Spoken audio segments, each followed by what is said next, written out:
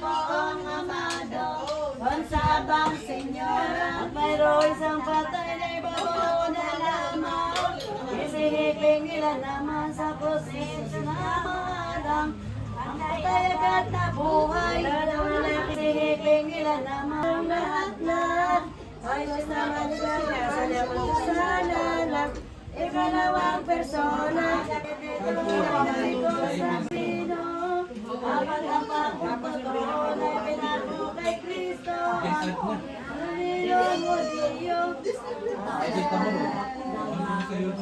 Sus nama,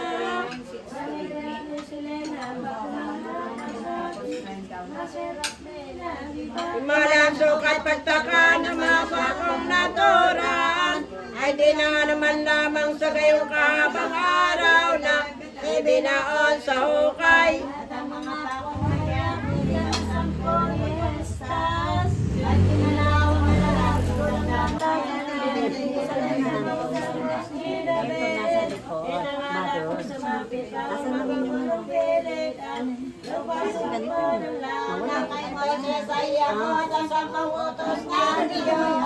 Magdang kakilakilabot ang tunay na namanod, ang sa sinay na bundok. dilim na kapanlaw-panlaw, kidlat ay di magpatantahan. Kulog ay gayon din naman na natin magugunaw ang buong sangkabundukan. Noon nga ipatatanghal sa buong sansinukuban ng buong kapangyarihan at ganap na kabagsikan ng Diyos pong may kapal. Hindi mababang loob ang pagkikita ni Jesus para naunang manaog niyong ipinako sa kurus ng mga lilong o Diyos. Napangkunaw ng galit, Sa kamang bitbit Diyos na mapagsikis, bagang nabibig ng sarap. Malamang mereng kalinis-linisan, di mahawang untiman ng salang manakayadan, itong buhos at tinakpan, at ang aming kaluluwa.